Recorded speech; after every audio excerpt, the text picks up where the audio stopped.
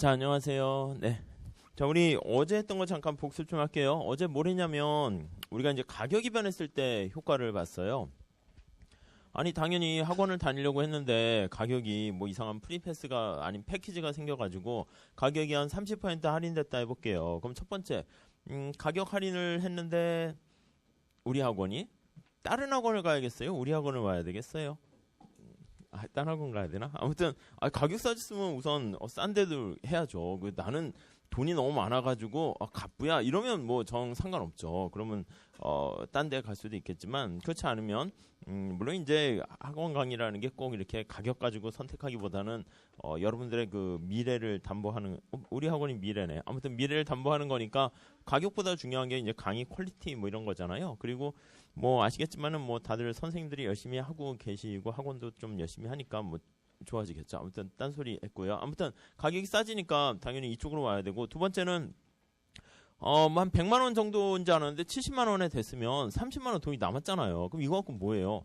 밥도 먹고 딴 것도 먹고 또 살 수가 있게 되겠죠. 그러니까 가격이 싸졌을 때 효과를요 이렇게 두 가지로 나눠서 보는 거예요. 근데 우리한테 진짜 경제학에서 관심 있는 거는 선택의 문제잖아요. 선택은 첫 시간에 말씀드린 것처럼 A를 선택할까 B를 선택할까 이제 그 문제인데 가장 중요한 게 가격이기 때문에 상대적으로 싸진 그 선택, 그거. 그래서 우리가 학원을 다니게 된 게 여러 가지, 돈이 늘었으니까 남아서 뭐 동영상이라든가 아니면 온라인 강의라든가 뭐 다른 단과를 더 들을 수도 있겠지만 그게 관심이 아니라 우리는 가격이 싸져가지고, 사람들이 싸진 이유 때문에 온 효과. 그거를 이제 보려고 하는 거죠. 물론 그 전제는 강의 퀄리티라든가 학원 시설, 교통이라든가 이런 게 다 똑같다는 전제를 가지고 얘기를 하는 거예요. 그래서 그 목적 취지를 좀 잘 보세요. 자, 다시 정리하면, 가격이 싸진 효과다라고 하면 이걸 가격 효과다 이렇게 보시면 되겠는데, 이게 이제 둘로 쪼개져 있다니까요? 우리가 진짜 관심 있는 거는 상대 가격이 싸져서 발생하는 대체 효과다 이렇게 생각하시면 되겠고요. 그 다음에 이제 또 하나의 효과가 가격이 싸져가지고 구매력이 증가했다니까 돈이 남는 게 있어가지고 그래서 물건을 더 살 수 있어요. 그걸 우리가 소득 효과다 이렇게 얘기를 해요. 그래서 이제 대체 효과가 우선 여러분들은 머릿속에 어떻게 생각하셔야 되냐면 이게 우리가 관심을 갖는 진짜 효과예요. 진짜 효과. 진짜 효과고요. 이게 약간 상식에 통하는 효과예요. 그러니까 이게 여러분들이 사람이라면 이 대체 효과는 끄덕끄덕 이렇게 하셔야 되는 거예요. 소득 효과는 우리가 이제 약간 삐딱 효과예요. 그래서 이상한 효과는 다 빨강으로 써야겠네요. 다 이상한 효과는 이 소득 효과 때문에 발생한다라고 보시면 돼요. 삐딱 이렇게 생각하시면 돼요. 나중에 그 가격 효과로 인한 여러 가지 기펜제라든가 가격 우선 임금도 가격이거든요. 그래서 임금을 올려주면 사람들이 일을 더 해야 되는데 안 하는 사람도 있어요. 나중에 볼 텐데 그런 경우는 이 삐딱 효과가 크게 작용해서 발생하는 것이고요. 삐딱 효과가 크다는 거는 이게 정상적이고 느낌이 뭐 행복해요? 아니면 뭔가 안쓰러워요? 안쓰러운 거예요. 어떻게 하면 이게 삐딱선을 타겠어요? 그러니까 우리가 이제 상식 효과에 통하는 게 오히려 이제 말 그대로 정상적이고 이 효과가 크다라고 하면 치근한 느낌을 가져가셔야 돼요. 그래서 깊은 죄도 다 이런 것 때문에 발생하는 것이죠.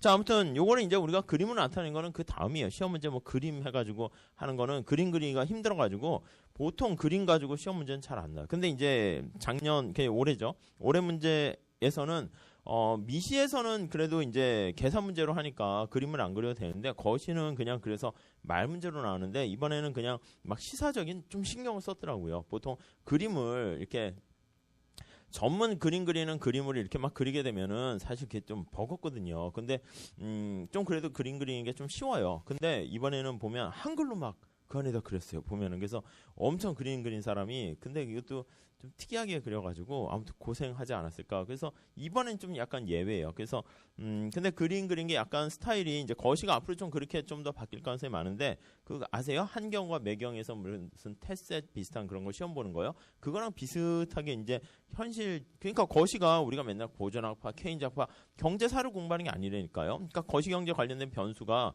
어떻게 변하고 신문 기사 이런 거가 원래 거시예요. 근데 약간 우리 수험서다 보니까 좀 그렇긴 한데 앞으로도 거시는 좀 그렇게 바뀔 거예요. 그래서 그런 건 나중에 그 객관식 문제 풀 때 약간 그 아주 많이 나오는 건 아닌데 약간 그런 신문 기사 관련된 자료 해석 관련된 그런 것들 쪽 제가 좀 중요한 거 괜찮은 건 따로 이렇게 이렇게 더 첨가를 할 거예요. 첨가를 할 거고 뭐 아무튼 그렇게 할 건데 약간 거시는 패턴이 좀 바뀌는데 사실 더 바뀌어야죠. 학교에서 하는 거시랑은 완전히 좀 달라요. 근데 확 바뀌어야 되지 않을까요?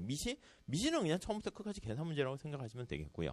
아무튼 그래서 요게 느낌이 이렇게 감이 있어야지 그냥 대체 효과, 소득 효과에서 보상 수요가 가파르고 뭐 대체 효과 마이너스 플러스 그거 어디다 써먹어요? 써먹을 데가 없다니까. 그러니까 그걸 백날 해도요 문제는 안 풀려요.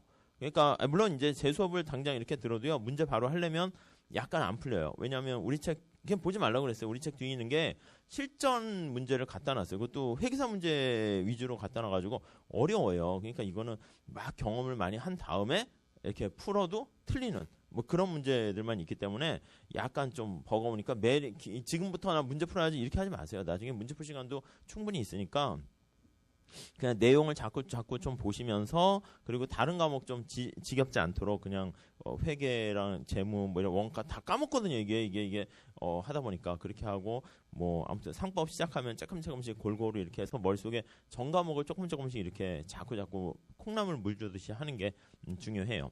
자, 아무튼 대체 효과는 우리가 어떻게 했냐면 이게 X제랑 Y제가 있으면 상대 가격이 변한 효과로 나타나는 거예요. 그래서 예산선의 기울기를 보는 거죠. 그래서 이제 무차별곡선 하나 잡으세요. 그래서 인디퍼런스 커브 하나 잡고요. 상대 가격이 원래 여기서부터 이렇게 있었는데 가격이 싸졌어요. 싸져가지고 파란 색깔로 이렇게 싸진 거야. 그러니까 우리는 무차별곡선이 이제 관심은 아니고 실질 소득을 동일하게 유지하기 위해서 이걸로 딱 이렇게 잡아주는 거예요. 소득 증가 효과를 이렇게 제거하기 위해서. 그래서 상대 가격 싸져서 발생한 효과가 여기에 있다가 여기로 이렇게 왔어요. 그래서 제로점에서 1점으로 왔다 하면 0과 2 사이에 변화한 게 대체 효과예요.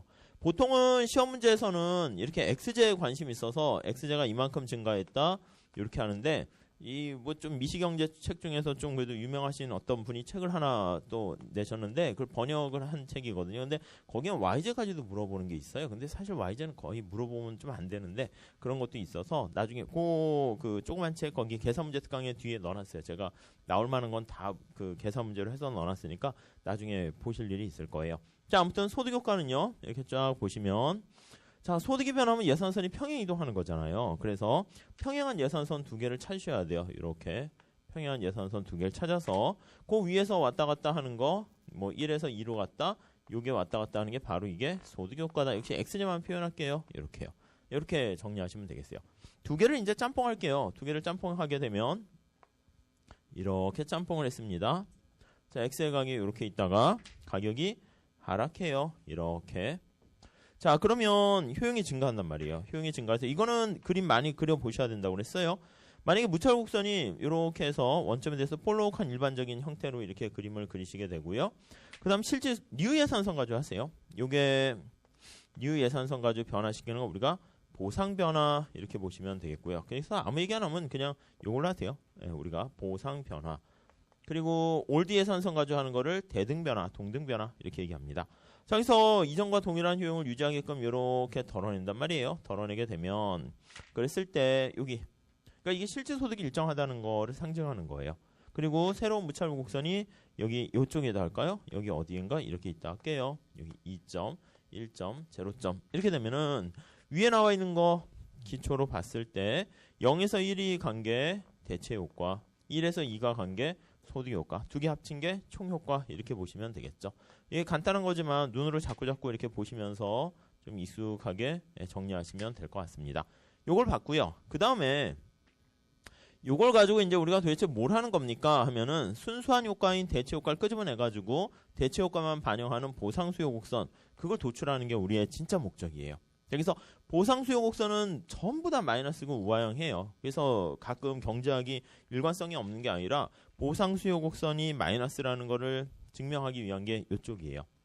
자, 그러면 한번 가격 하락하는 걸로 하세요. 상승하는 거는 나중에 객관식 때 좀 할 건데 하락하는 걸로 미리미리 좀 해두시는 게 좋아요. 상승하는 거 하지 마세요. 아셨죠? 왜냐면 이게 헷갈려요. 한쪽으로 그냥 자꾸 숙달시키셔가지고 빨리빨리 이해하시는 게 좋지.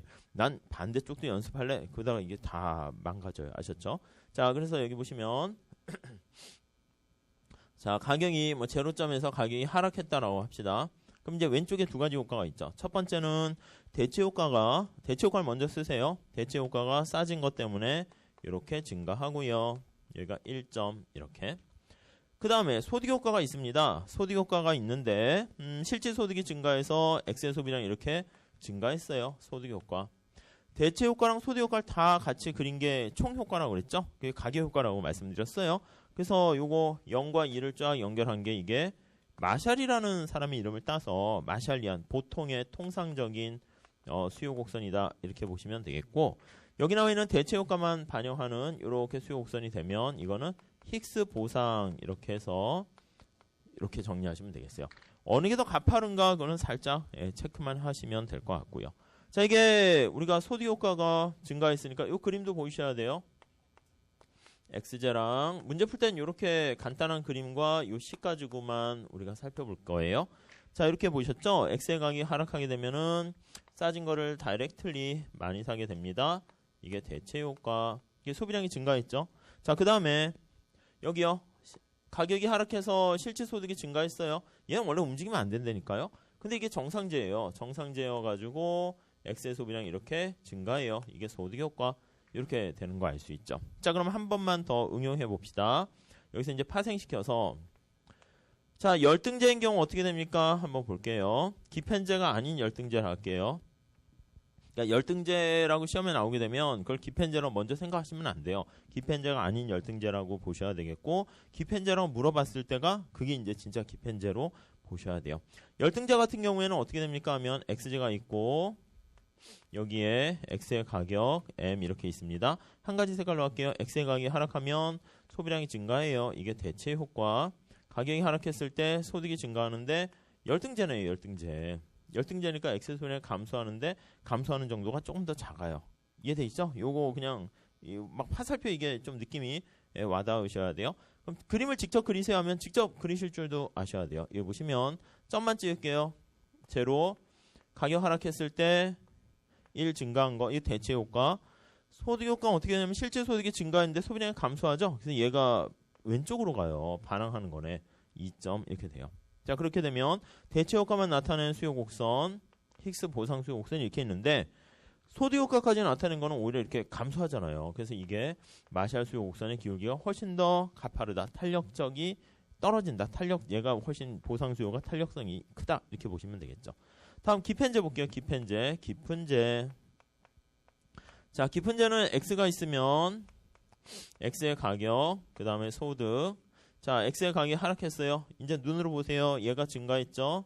X의 가격이 하락했어요. 소득이 증가했는데 그 소득 증가 때문에 이렇게 온 게 얘가 너무 센 거예요. 그래서 오히려 가격이 하락할 때 증가하는 효과보다 감소하는 효과가 더 커서 최종 효과는 오히려 증가하는 결과를 초래하게 되네요. 그래서 여기가 제로점이 있으면 가격 하락했을 때 대체 효과 1 이렇게 있죠. 소득 효과 이 반대쪽으로 안 되니까요. 2가 여기 찍힌다니까요. 그래서 소득 효과가 더 커가지고 우리 눈에 보이는 일반적인 수요 곡선은 이렇게 기펜제. 대체 효과는 언제나 진리예요. 힉스 보상은 이렇게. 요거 잘 한번 해두시면 충분해요. 이걸 하기 위해서 하는 거예요. 자, 시험 문제 자주 나오는 게 요거는 체크하셔야 되는데 보완제일 때, 완전 보완제일 때 한번 볼게요. 완전 보완제일 때 특성은 뭐였어요? 이게 결합 비율이 딱딱 맞지 않으면 대체가 안 되는 거예요. 다시 보시면 이게 만약에 렌즈라고 할게요. 안경을 만드는데 안경테라고 할게요. 이게 두 개가 렌즈 두 개랑 안경테 하나가 됐을 때 안경이 하나 만들어지는 거죠.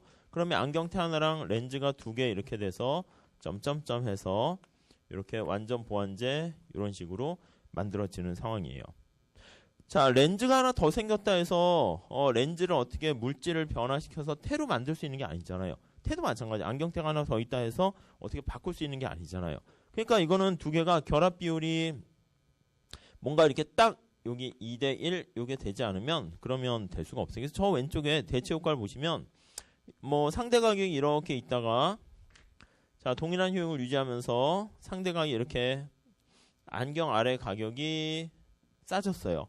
그럼 저 왼쪽 보이시죠? 무차곡선이 원점에 대해서 볼록한 경우에는 여기 두 개 접하는 게 왔다 갔다 0과 1이 왔다 갔다 하는데 여기서는 0과 1이 똑같이 이렇게 같아져요. 그래서 여기서 여러분들이 보셔야 될 거는 완전 보완제니까 요거 2와 1 요거는 변함이 없어요. 상대 가격이 막 변해도 여기 나와 있는 x의 소비량이 변화가 없네요. 여기다 써드리면 상대 가격 변화로 인한 대체 효과는 가격이 싸져도요 어떻게 더 선택할 수 있는 게 없어요. 그래서 회계사 시험을 대체할 만한, 만약에 여러분들이 세무사는 약간 대체 가능성이 있긴 하겠지만은 회계사 시험 보는데 변호사 시험 가격이 뭐 싸졌다, 뭐 클릭할 거예요? 그 듣는다고 도움되는 게 아니잖아요. 그러니까 전혀 도움이 안 돼요. 그래서 대체 효과가 없음 이렇게 보시면 되겠죠. 그럼 뭘 할 수 있냐면 완전 보완제다라고 하면 대체 효과가 없기 때문에 따라서 이거는 가격 효과는 전부 다 우리는 대체 효과 빵이니까 소득 효과만 존재한다 이렇게 보시면 되겠죠. 네, 그 정도 보시고 완전 보완제 같은 이런 특성에서는 무차별성 이렇게 할게요. 이런 특성에서는 대체 효과가 없고 무차별성이 이렇게 L자 형태가 되는 거니까 PCC, ICC도 요거 요 꼭지점 접하는 그거 꺾이는 부분에서 똑같다라는 그 정도까지 보시면 되겠어요. 자, 아무튼 요 완전 보완제 보시고 하나 또 이거 하시죠. 준선형 효용함수도 하세요. 준선형 효용함수는 이거는 소득효과가 빵이에요. 그래서 가격 효과는 전부 다 대체 효과랑만 똑같다. 요거 좀 보시면 될 것 같고요. 그림은 뭐 지난 시간에 있는 거니까 요거 두 개 같이 잘 보시죠. 요거랑 요거. 그리고 하나 더. 자, 이거는 무슨 말씀이냐면 요거요. 시험 문제는 요거만 잘 보시면 돼요. 대체 효과가 빵이죠. 대체 효과가 빵이고 준선형 효과는 가격 효과랑 대체 효과는 살아있어요. 소득 효과가 빵이에요. 소득 효과가 빵이고 그리고 하나 더 마지막 마무리예요. 가격 효과가 빵인 것도 보셔야죠. 얘가 1번 케이스, 얘가 2번 케이스. 그럼 나올 수 있는 거 다 하는 거예요. 얘가 3번 케이스. 가격 효과가 빵인 거 볼게요. 가격 효과가 빵이다라고 하면 가격 효과는 대체 효과랑 그 다음에 소득 효과로 이렇게 구성되어 있는데 가격 효과가 빵이면 대체 효과랑 소득 효과 다 존재해요. 근데 그 힘이 반대로 작동해야 돼요. 그러니까 우선 첫 번째는 소득 효과가 삐딱선이를 이제 타기 시작해야 되는 거죠. 그래야지 가격 효과가 대체 효과가 오른쪽 값이다 그러니까 싫어요 왼쪽 값이다 했는데 이게 막상막하 이 결과 초래하게 되는 거죠. 그래서 이 소득 효과는 삐딱한 효과를 내요. 보통 이제 플러스로 표현을 하고요. 하지 말라고 그러긴 했지만 대체 효과는 이게 이제 마이너스 이런 결과를 초래하게 돼요. 어떻게 되는가 한번 볼게요. 이렇게 써봅시다. 자, X의 가격이 만약에 하락했어요. 그럼 이게 정상적인 효과는 어떻게 되냐면 대체 효과라고 말씀드렸죠. 대체 효과는 싸진 걸 많이 사요. 이게 플러스, 이게 마이너스 이렇게 된다고요. 이 마이너스가 여기 보시면 가격이 하락했는데 얘가 증가했잖아요. 그래서 이게 마이너스가 되고 그 의미에서 마이너스예요. 그래서 이게 또 감소한다라고 해서 잘못해서 책에 있기도 한데 그거는 이제 저자가 스타일이 다른 거니까 플러스 마이너스를 하지 말라는 뜻이에요. 아셨죠? 그러니까 그 경작 시험 중에서 또 CFA라는 그런 시험도 있어요. 그거 보면 거기 1차에 경작이 들어가 있거든요. 그래서 전에 그것도 수업을 해서 보면 이렇게 원서 비슷한 것도 좀 보려고 했었는데 거기서는 가격 하락했을 때 이게 증가하니까 이거 플러스고요. 감소하면 또 마이너스 또 그렇게 해요. 그러니까 그 책이 잘못된 건데 그냥 그 시험 볼 때는 또 그러려니 해야 되는 거죠. 그러니까 플러스 마이너스는 그냥 책 쓰는 출제하는 사람마다 좀 다르니까 플러스 마이너스를 안 물어봐요. 그러니까 편하게 공부하려면 플러스 마이너스 하는데 그러면 또 책보다 이건 이상하네 뭐 이렇게 되니까 하지 마시라는 뜻이에요. 자, 아무튼 가격이 하락하게 되면은 실질 소득은 증가하잖아요. 실질 소득은 증가. 이거 따로 안 쓰셔도 되죠. 자, 근데 여기서 이게 소득 효과인데 이 열등제예요, 열등제. 그래야지 X의 소비량이 소득이 증가했는데 감소하겠죠. 그렇죠? 그래서 이게 또 여기서 뭐라고 하냐면 옛날에 싸웠다니까요. 소득이 증가하니까 얘 감소하니까 이게 마이너스 아니냐? 이렇게 하는 학파가 있고 야, 얘는 감소했으니까 얘가 증가한 건 여기서 시작했으니까 이게 감소했으니까 얘 감소하니까 플러스로 와야 되지 않냐. 또 이렇게 싸우는 사람이 있었어요. 그래가지고 좀 일본 쪽에서 공부한 쪽 사람들은 이거를 이제 마이너스로 봐서 대체 소득 다 마이너스. 그러니까 책이 또 뒤죽박죽 됐죠. 미국에서 공부한 사람들은 이게 떨어졌으니까 여기서부터 봐야 되니까 이거는 플러스로 봐야 되지 않냐. 또 막 싸우다가 이제 미국 책이 이렇게 더 많이 보게 돼서 그렇게 가게 된 거죠. 그러니까 아무튼 이건 그래서 플러스 이렇게 보시면 되겠고 열등제니까 이제 삐딱하게 여기 플러스라고 할게요. 여기 플러스가 아니고 여기서부터 플러스를 해야죠. 자, 그래서 정리하면 대체 효과에 의해서 액세 소비량이 증가하는데 소득 효과에 의해서 액세 소비량이 감소해요. 근데 이 힘이 똑같이 쌤쌤 돼가지고 최종 효과는 어떻게 됩니까? 액세 소비량은 이전과 똑같다, 변함없다. 이렇게 되면은 가격 효과가 빵 이렇게 되는 거죠. 자, 그러면 여기다 한번 정리해 볼게요. 이게 마지막이에요. 복습은. 자, X가 있고 X의 가격이 있습니다. 자, 눈으로 살짝 해보세요. 자, X의 가격이 싸졌어요. 대체 효과는 X의 소비량이 증가한다니까요. 대체 효과 이렇게 해요. 대체 효과만 나타낸 보상수요 곡선을 노란 색깔로 표현하면 이게 되겠죠. 보상수요 곡선. 그 다음에 소득 효과는요. 이게 반대로 이렇게 작동돼요.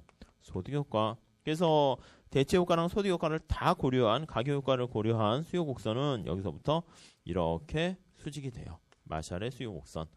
그래서 이게 기울기가 수직이냐, 우하향하냐, 더 완만하냐, 가파르냐, 그거는요, 그냥 요거 있죠.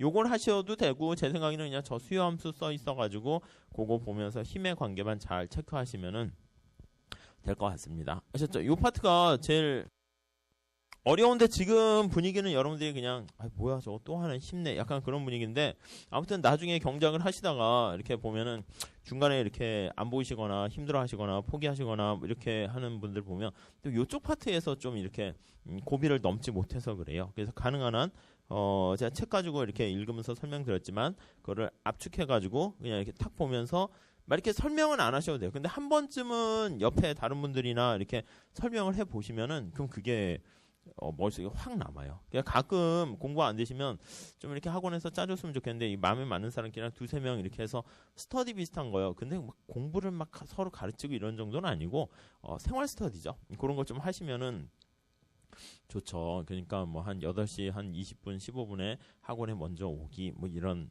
안 오는 사람 뭐 500원씩 돈 벌금 내 가지고 맛있는 거 먹고 뭐 아무튼 잘 해보세요. 근데 그게 이제 지금은 아니고 제가 봤을 때는 한 2차 공부할 때가 좀 많이 좀 필요해요. 2차 공부할 때. 1차 때는 어쨌든 객관식이니까 그냥 혼자 하셔도 될 것 같고 뭐 그렇긴 합니다. 자, 우리 이제 진도 좀 나가면 205페이지 가볼게요. 그리고 이제 일일 테스트는 그 지난번에 보니까 그 마지막 문제는 좀 잘못됐더라고요. 근데 이거는 아니네. 지난번 거 좋네. 근데 일일 테스트는 그냥 책에 나와 있는 거 좀 문장 익숙하게 하기 위해서 제가 뭐 크게 응용하는 거는 하지 않아요. 그래서 책에 있는 거 복습하려고 하니까 궁금한 거 있으면 좀 가지고 오시고요. 그리고 이제 진도별 모의고사는 우리 회계사 시험은 좀 약간 어려운 편에 속하니까 그냥 기본적인 문제 있어요. 그러니까 보통 공무원이라든가 우리보다 시험이 좀 난이도가 떨어지는. 그래서 이제 우리 객관식 책 이번에 새로 나오거든요. 근데 그걸 이제 파트별로 묶었어요. 그래서 시험에 나오는 거 하면은 뭐 대체 효과, 소득 효과니 무슨 뭐 여러 가지 뭐 기회 비용이니 뭐 이렇게 해가지고 좀 그 파트별. 옛날에 그냥 막 섞어놨어요. 섞어놔서 공부하기 좋게 하려고 했더니 그게 이제 효율적이지 않은 것 같아서. 근데 거기에는 좀 그래도 수준이 조금 정제된 문제가 있죠. 우리 책에 있는 것보다는 좀 쉬운 문제도 많이 넣긴 했는데 그래서 우리가 진도별 모의고사는 그것보다 책의 문제가 좀 더 쉬운 뭐 그런 거 있죠. 그러니까 그냥 그런 것들 위주로 하는 거니까 뭐 이렇게 다 100점 맞을 수 있을 거예요. 만약 100점 안 맞으신 분들은 제가 보기엔 진짜 처음 이제 경작하시거나 아니면 공부를 안 하셨거나 증거니까 아무튼 월요일 날은 어디까지 시험 범위 할 거냐면 미리 간단히 말씀드리면 수요 공급 그거는 좀 대충 했으니까 누적은 안 할게요. 그 무차별 곡선서부터 우리 요거 있죠. 여기까지 해서 20문제 이렇게 해서 할 테니까 뭐 크게 신경 쓰지 말고 그냥 복습이다라고 하시면 되겠어요. 자, 우리 205페이지 가보시면 자, 우리가 지금 이렇게 왜 앞에 이런 일을 하는 겁니까? 라고 하면 수요 함수를 도출하기 위한 거예요. 그러니까 우리가 이제 가격이 싸지면 사람들이 거기에 반응해서 물건을 얼마나 살까 그거를 파악하는 건데 그걸 이제 미시처럼 엄밀하게 이렇게 설명하지는 않았어요. 근데 여기서 이제 그 설명 준비가 된 거죠. 자, 개요를 볼게요. 자, 무차별 곡선과 예산선이 접하는 점에서 효용이 극대화되므로, 자, 언제나 위에다가는 요걸 써 주셔야 돼요. 다시 또 쓰는데 목적식하고 제약식은 항상 써 주셔야 돼요. 미시경작은 다 이걸로 풀어요. 공부는 막 이렇게 막 했지만 모든 문제는 이렇게 두씩 써놓고 거기에다가 정보를 대입해서 풀 거예요. 맥시마이즈 효용 함수는 x랑 y 이렇게 있고, 예산선 x에 지출하는 금액과 y에 지출하는 금액이 소득을 넘어서선 안 돼요. 네, 그렇게 보시면 되겠고. 자, 그래서 거기 1번 다시 볼게요. 무차별 곡선과, 이 무차별 곡선이 다양하게 생긴 거 아실 거예요. 다시 한번 정리하면, 네, 완전 보완제, 그냥 일반적인 콥더글라스 형태, 뼈대만 그릴게요. 완전 보완제, 완전 대체제, 무차별 곡선이 이렇게 있어요. 가장 일반적인 게 이제 콥더글라스 형태이기 때문에 얘를 끄집어서 드러내죠. 그러니까 얘네들은 뭐 이렇게 너무 좀 양극단적이라서 얘를 데려오고, 다음 여기 예산선이요. 예산선이 이제 선택 가능한 영역을 나타내는 거죠. 그래서 요거는 이렇게 해서 선택 가능한 영역 이렇게 됩니다. 네, 뼈대만 그렸어요. 그래서 이거 두 개를 접목시켜요. 자, 너도 일리 오시게 해가지고 이게 쫙 오게 되는 거죠. 그래서 이제 최종 정리된 그림은 주어진 예산선에서 무차별 곡선이 이렇게 딱 접하는 점이죠. 그렇죠? 아름다워요?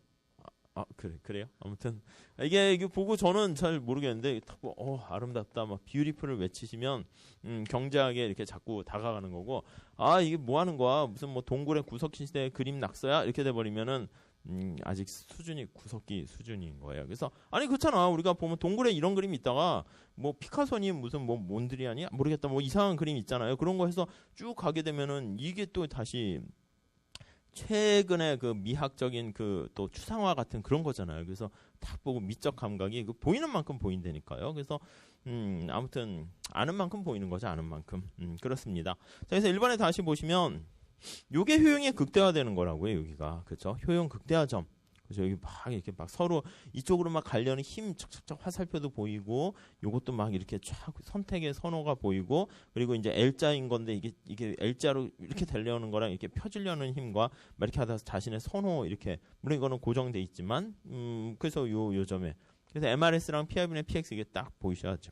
요게 이제 최적이잖아요. 최적이라는 건 효용이 극대화되는 선택이라는 거죠.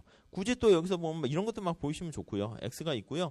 여기다 이제 효용이라고 표현할게요. 토탈 효용, 토탈 유틸리티 해도 되는데, 여기가 이제 최적이라면서, 그러니까 효용으로 표현하면 X의 소비는 여기면 이제 효용이 이제 빵이죠. 그렇죠? 그리고 Y가 아예 없으니까. 그래서 아무튼 효용이 이렇게 해서 이렇게 돼서 여기가 최적이다라는 막 그런 것도 막, 그러니까 이쪽으로만 올라가려는 힘도 막 보이고, 일리 가려는 힘도 보이고, 얘는 이렇게 내려가려는 힘도 보이고, 색깔 일부러 안 썼어요. 아무튼 그 말씀드려도 보이는 사람만 보이니까. 아무튼 이게 잘 이렇게 쫙 보이시면은 이런 게 이제 다 보이면서 문제 풀 때 해야지 전방위적으로 다 풀게 되는 거지. 문제 풀 때 띡 요거 하나 공식 알았다고 문제 풀고 그런 문제가 없어요. 그러니까 시험 문제가 거의 통합적인 문제가 나오는데, 그렇다고 이제 경제학과에서 하는 것 같이 막 너무 고난이도의 문제나 그런 건 나오지 않고 객관식이니까. 그래서 이게 되게 아이러니컬한 게, 경작은요 점수가 이렇게 쭉 하다 어설프게 하면 늘 35점에서 한 45점 이 사이에 이렇게 있다가 중간에 좀 하면 65점 이렇게 되는 것도 있는데, 그거는 아니고 바로 한 75점에서 막 80점 이렇게 뛰어 올라요. 그러니까 이 중간에 이게 없어요. 그러니까 중간에 뭐 단순하게 MRS를 구하시오 이런 문제가 안 나온다니까. 그러니까 이제 그걸 뛰어넘어서 한 어느 정도가 딱 되면은 문제를 다 맞추거나 다 틀리거나, 그러니까 그 수준까지 못 가면, 그러니까 물이 계속 말씀드린 100도까지 못 가버리면 그냥 하나도 그냥 찬물이나 미지근한 물이나 똑같은 거예요. 끓지가 않아요. 전혀. 그러니까 이게 거기까지 이렇게 좀 신경을 쓰셔야 돼. 근데 그게 이제 어느 정도 올라가면 그 다음에는 뭐 할 게 없어요. 사실은. 약간 그런 장점이 있어요. 근데 옛날에는 안 그랬죠. 옛날에는 쉬운 문제는 진짜 쉽고, 그냥 뭐 저런 것처럼 완전 보완제는 뭐 보상 수요 곡선과 무슨 뭐 그냥 보통 수요 곡선이 뭐 같다 이런 것도 나오고 해서 그냥 암기해서도 됐고, 대체 효과는 플러스다 마이너스다 이거 암기해서 됐고. 근데 요즘은 그런 문제는 안 나와요. 안 나오기 때문에 뭐 창의적인 인간을 뭐 안 뽑는다고 하도 그렇잖아. 그러니까 이제 오히려 그걸 제대로 알아야 되는 거니까 아무튼 제대로 하셔야 돼. 제대로 안 하면 좀 의미가 없어요. 아셨죠? 자, 아무튼 그거 잘 우선 첫 번째 거의 다시 볼게요. 최적 구입량은 무차별 곡선과 예산선에 의해서 결정된다. 2번 볼게요. 자, 수학적으로 보면 예산 제약하의 효용 극대화 문제 그걸 푸는 거예요. 이거예요, 이거.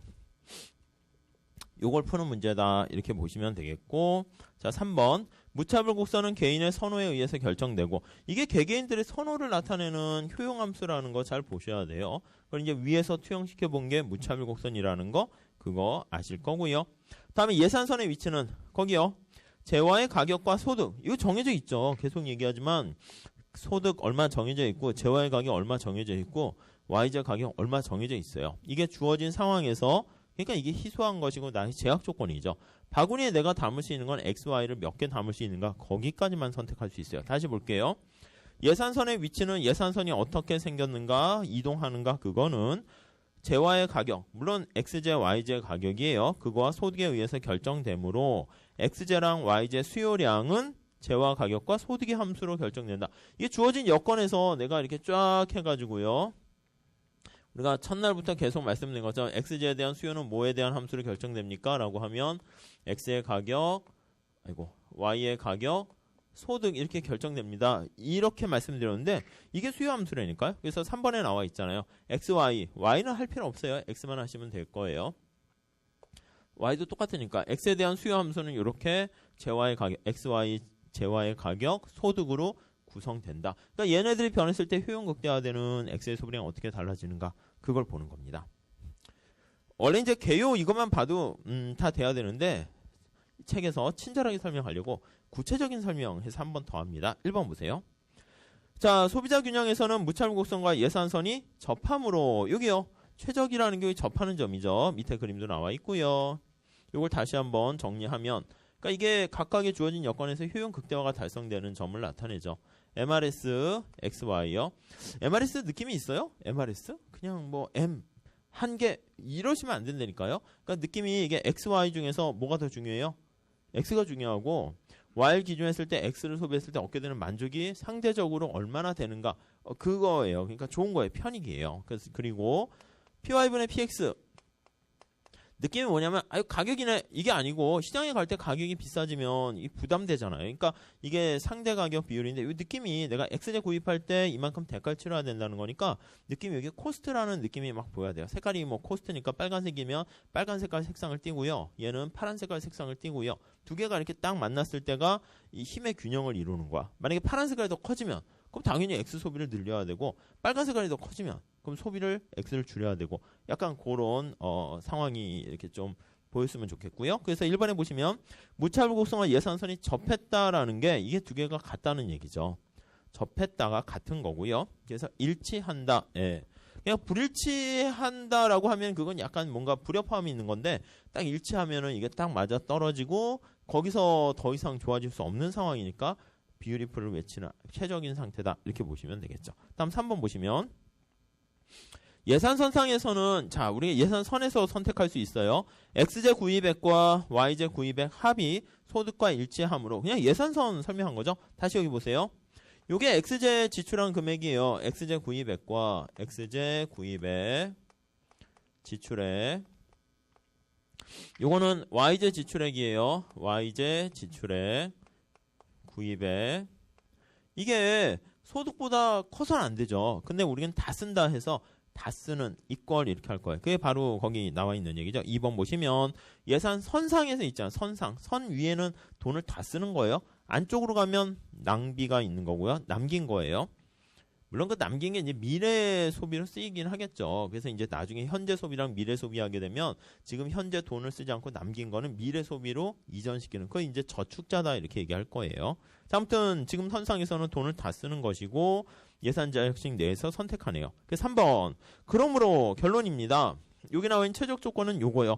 그러니까 우리가 봐야 되는 거는 소비자 선택 이론의 결론과 핵심은 도대체 뭐 하는 겁니까? 라고 하면 여기 나와 있는 소비자의 최적 조건을 이용해서 요 수요 곡선을 도출하는 게 우리의 목적이다. 이게 두식 딱 써놓으면은 끄덕끄덕 이렇게 된다고요. 그러니까 늘 말씀드리잖아요. 만약에 여러분들이 면접을 보러 갔어. 어디 회사에 들어갔는데 우리랑 직접 이런 걸 물어보진 않겠지만 소비자 선택 이론에서 뭘 배우는 겁니까? 물어봤더니 저기요 소비자의 그 무차별 곡선이고요 그 예산선이고 뭐 대체 효과 이러면 그냥 단락 이런다고요. 근데 만약에 그 뭐 우리 가수 대회 뭐 그런 거 있잖아요. 컨테스트에 보면은 뭐 노래 잠깐 한마디 해보세요. 그럼 한 두 마디만 좀 듣고 가세요. 뭐 이렇게 사실 우리가 TV에 나오는 거는 어느 정도 예선 통과한 사람이니까 이제 끝까지 듣거나 아니면은 약간 재미가 있거나 스토리 있는 걸 이제 만들었을 때 이렇게 하는 거지. 예선할 때 막 이렇게 여러분 여기서 한 5명 이제 뽑는다 할게요. 그럼 어떻게 해요? 노래 한번 불러보세요. 그러면 동해물과 하면 탈락. 뭐 이렇게 바로 그냥 탈락이라고. 그래서 그렇게 되는데 이제 앞에 분이 소비자 선택 이론에서 뭘 하는 거예요? 그랬더니 이거 MRS랑 이거 같은 걸 해서 이거 도출하는 겁니다. 그럼 합격. 그냥 이렇게 되는 거죠. 이 얘기를 했다는 것 자체가 저 끝까지 다 알고 있구나. 그걸 상징해요. 그러니까 우리가 이제 주관식으로 보는 건 아니라서 객관식에서 그렇지 주관식으로 이제 만약에 보게 되면 뭐 가끔 뭐 이렇게 그런 거 있잖아요. 학교에서 보셨던 것처럼 뭐 교수님들이 맨날 그것만 채점하게 되는 거니까 그 핵심 포인트가 뭔가를 딱 집어내는 사람과 그렇지 못한 사람 아웃포커싱 된 사람하고요. 이게 바로바로 금방 알아요. 그래서 공부는 되게 열심히 하는데 아웃포커싱해서 공부하면요. 점수가 안 나와요. 당연하죠. 시험 문제는 그걸 안 물어보는데 그걸 공부한 점수가 나오겠어요? 아무튼 그거 잘 그래서 하셔야 돼. 이게 포인트예요. 이게 아셨죠? 이 내막으로 들어가서 이런 내용 저 안쪽으로 이제 파고 들어가서 쫙 이렇게 보이는 거고 시험 문제는 이제 요거 하는 게 이제 최종 목적이고요. 그래서 저 많은 얘기들이 여기에 집약돼서 이걸 딱 봤는데 이런 게 다 보이시게 되면 그때가 이제 문제가 제대로 풀릴 수 있게 되는 거죠. 물론 이제 연습도 해야 되고요. 당연히.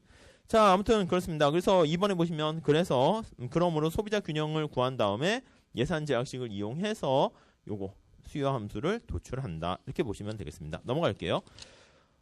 구체적으로 직접 보셔야 돼요. 그래서 206페이지 가보시면 예를 들어 이렇게 나와 있어요. 자, 이거 암기하셔야 돼요. 암기하시고 오늘 복습하실 때 한 3번 푸셔야 돼요. 무조건 쉬는 시간에 한번 푸시고 그 다음에 그 수업 끝나고 푸시고 집에 가기 전에 한번 푸시고 하셔야 돼요. 물론 그 다음에는 안 풀어요. 그 다음 나중에 객관식 때도 좀 하시고 시험장 가서는 안 풀어요. 그냥 이 케이스가 이게 정형화돼 있으니까 그때 머릿속에 탁 박혀 있어가지고 암기한 것 같이 하셔도 돼요. 자, 첫 번째 줄 해볼게요. 자, 효용 극대화하는 선택인데 효용함수 어떻게 돼 있습니까? 하면 x, y 이렇게 돼 있습니다. 자, 예산 제약식 볼게요. 예산 제약식은 이렇게 소득 m이고 x의 가격, x의 소비량, y 가격, y의 소비량 이렇게 돼 있습니다. 자, 근데 거기 보니까 이래서 수요함수를 도출하세요 이렇게 얘기했어요. 수요함수가 뭔지가 느낌이 있어야죠. 수요함수 뭐죠? 뭘 하라는 거죠? 이렇게 되면 아무것도 안 된다 그러니까 이게 수요함수니까 이게 x제에 대한 수요함수예요. 수요라는 게 가격이라든가 소득이라든가 이게 정해져 있을 때 내가 얼마나 거기 대응되는 x제를 얼마나 소비할 것인가를 관계로 나타내는 함수 관계죠. 여기 째려보시면 여기 재밌네요. x의 가격이 있고요. y의 가격이 있고 소득이 있는 거 보이세요? 이걸로 구성되어 있어요. 가만히 보면 요 예산식을 잘 째려보시면요. 우리가 필요한 양념이라 할까? 재료가 여기 들어가 있어요. 우리의 관심사는 지금 여기 x인데요. x가 관심인데 요 왼쪽에 나와 있는 x의 가격 여기 들어가 있는 거 보이시죠? y 가격도 들어가 있어요. 소득도 들어가 있어요. 그러니까 우리가 필요한 거는 다 들어가 있고요. 근데 문제가 요 y가 불청객이에요. 그래서 요 효용 극대화 이론을 그 상황을 유지하면서 y를 싹 제거하고 x로 표현하면 그게 그냥 수요함수예요. 자, 다시요. 수요함수가 뭔가 뭘로 구성되어 있나 요걸 보셔야 돼요. 표현할 때 자신의 가격, 관련제 가격, 소득 이걸로 표현돼요. 물론 소득이 영향 안 미치면 소득의 탄력성이 빵일 거고요. 다른 재와의 가격이 영향 미치면 뭐 플러스 마이너스에 따라 대체제 보완제일 것이고 안 미치면 독립제일 것이고요. 아무튼 이런 변수들로만 이렇게 표현하게 되면 그게 수요함수가 되는 거예요. 자, 근데 첫 번째 우리가 이 관계를 알 수 있잖아요. 그래서 여기서 MRS를 끄집어내야죠. MRS XY는 자, 분자는 X로 미분하시고 분모는 Y로 미분을 하고요. 그쵸? 자, X로 미분하면 이게 X로 미분하니까 Y만 남죠. 언제나 이 콥더글라스일 경우에 그냥 X분의 Y가 돼요. 나중에 그냥 미분도 안 해요. 그냥 여기 루트가 있던 제곱이던 아이고 X분의 Y네? 그러고 그냥 시작하시게 될 거예요. 다음에 여기 PY분의 PX 그걸 이용해야죠. 그래서 PY분의 PX니까 py분의 px 이게 이제 효용 극대화되는 어떤 조건이 되는 거예요. 이쪽에 나와 있는 이거죠. 자, 근데 우리의 목적을 다시 찾으세요. y를 제거하라가 여러분들의 목적이에요. 그러니까 이 y로 정리해서 y를 여기에 대입하면 y는 싹 소멸돼요. 소멸된다는 게 뭐냐면 그 함수식 안으로 들어가는 거예요. 대입을 하는 거예요. 이 패턴 똑같습니다. 그리고 수요함수 도출하는 게 이제 학교에서 할 때는 주관식으로 나오는 것이고 우린 그걸 객관식으로 나오게 되는데 너무 쉬우니까 이제 그 특성을 물어보게 되는 거지만 여기까지는 그대로 하셔야 돼요. 그럼 y를 여기다 집어넣게 되면 해보세요. 별로 시간이 오래 걸리거나 그러진 않아요. m은 px고요. 여기 다 쓸게요. 그냥 점점점 해가지고 대입하면 m은 px랑 x, py랑 자, 요거 y로 정리하면 py분의 px, x1이 넘어가죠? 예, 뭐 그냥 눈으로 대실 거고요. 자, 그래서 py분의 px, x 이렇게 돼요. 그렇죠? 별거 한 거 없어요. 그냥 이거 정리해서 대입한 거예요. 아셨죠? 이게 복잡해 보여도요. 이게 되게 제가 권장하고 해보세요 하는 이유는 뭐냐면 경작에선 식이 이게 좀 재밌게도요. 그래서 나중에 아름답다 이런 걸 느껴요. 이게 다 이렇게 서로 상쇄되고 지워져서요.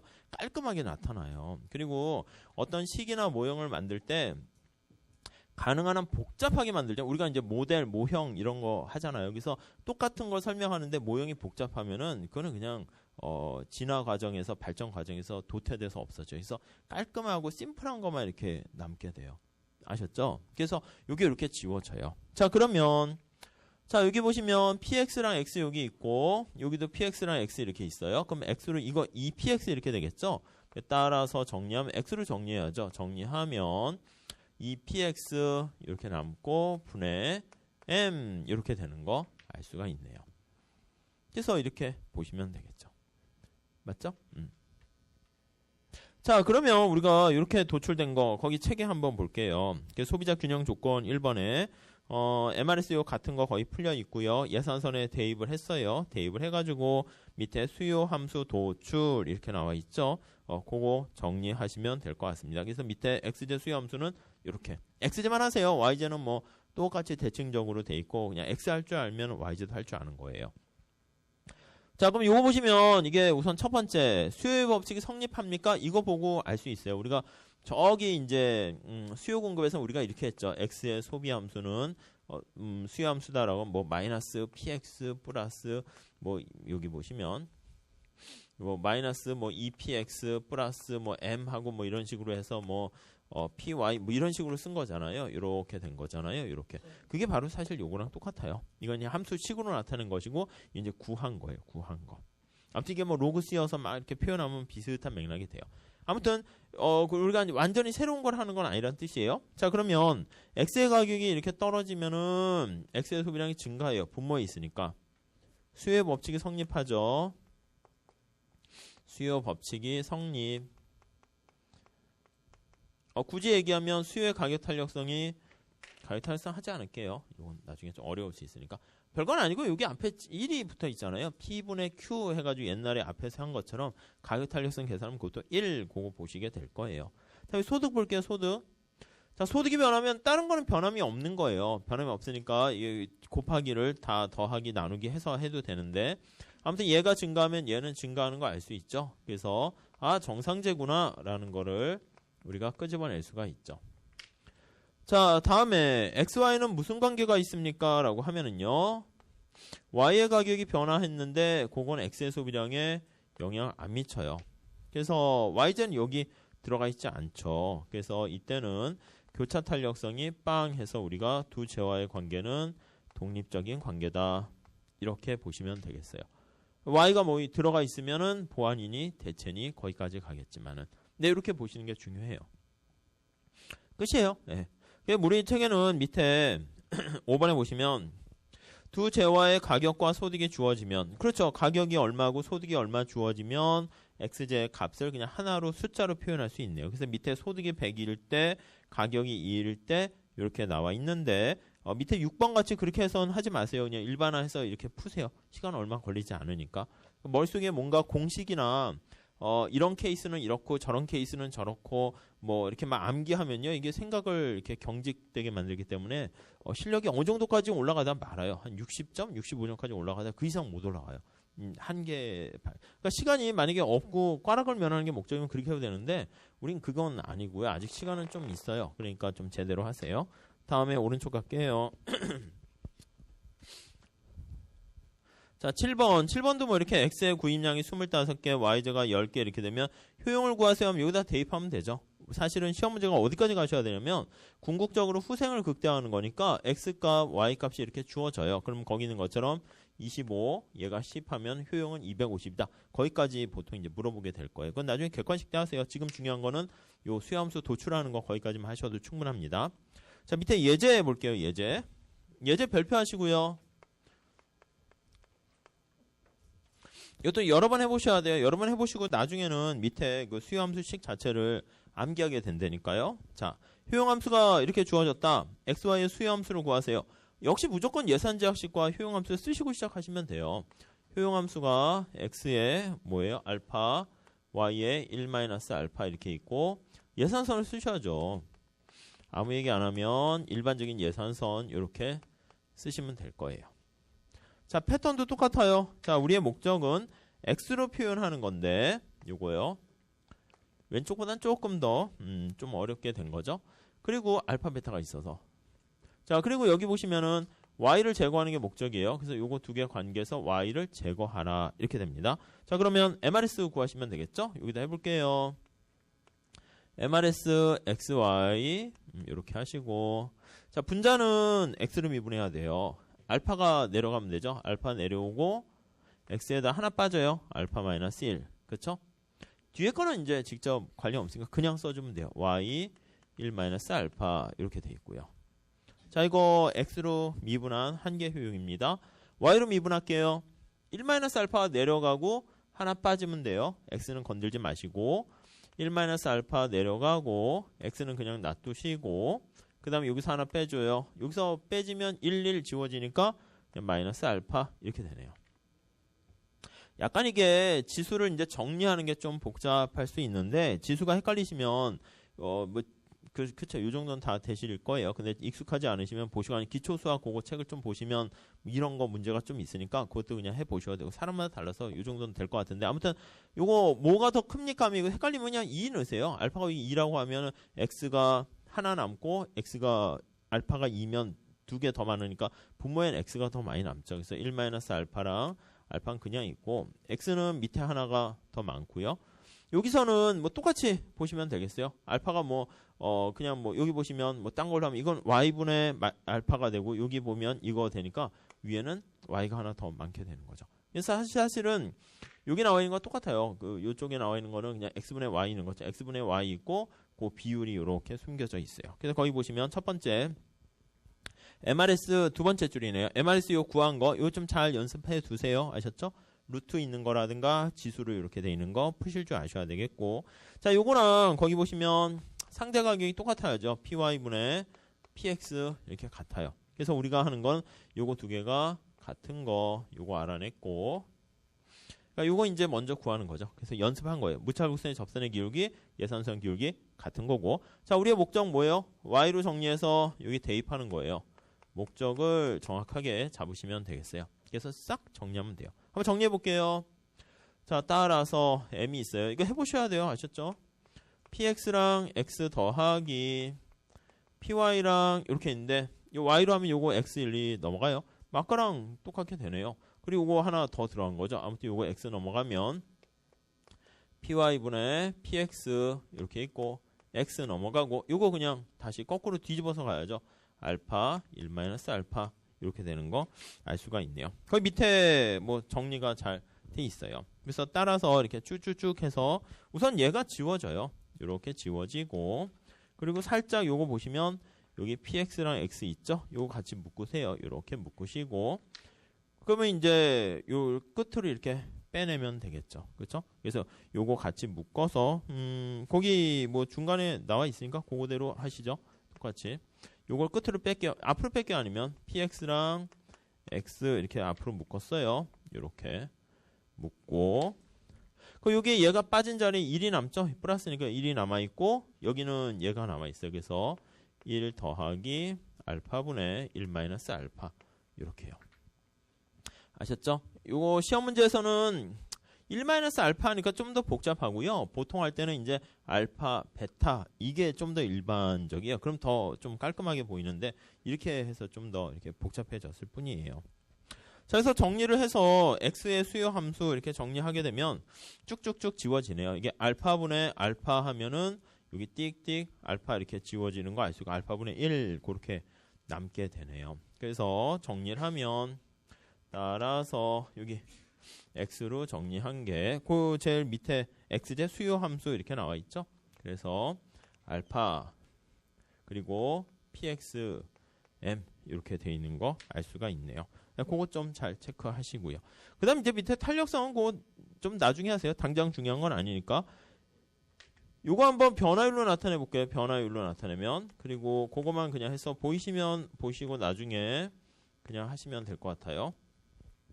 자, 변화율이면 곱하기는 더하기고요. 나누기는 빼기예요. 왜냐하면 이거를 이쪽으로 변하면 곱하기가 되니까 이쪽으로 다시 보내면 빼기가 되니까 그렇죠.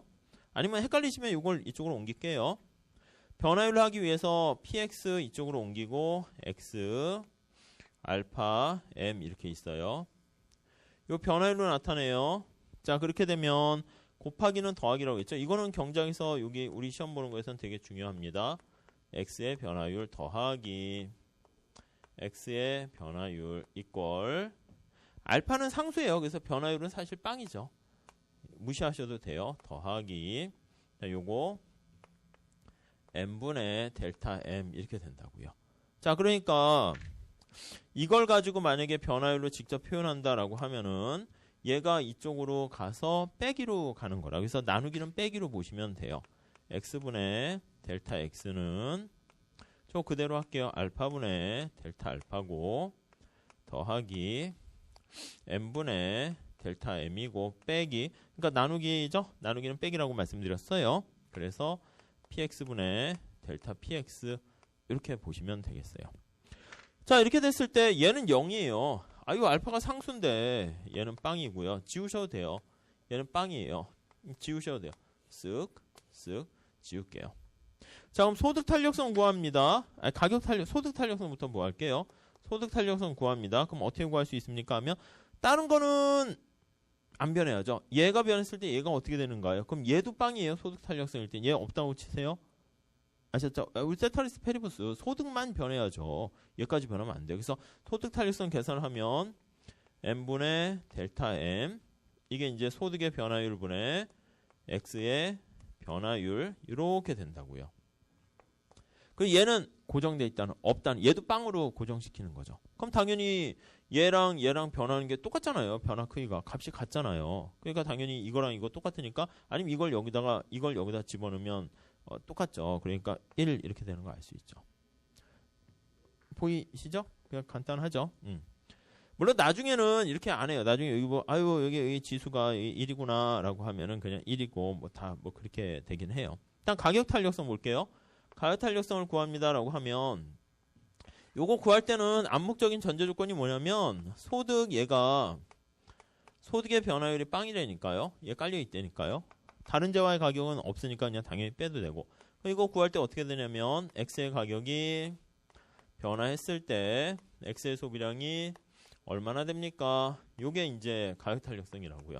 얘가 빵이니까 요 식을 다시 정리하면 어차피 이제 끝났으니까 정리하면 지우개 없네. 그래 이쪽으로 와야겠다.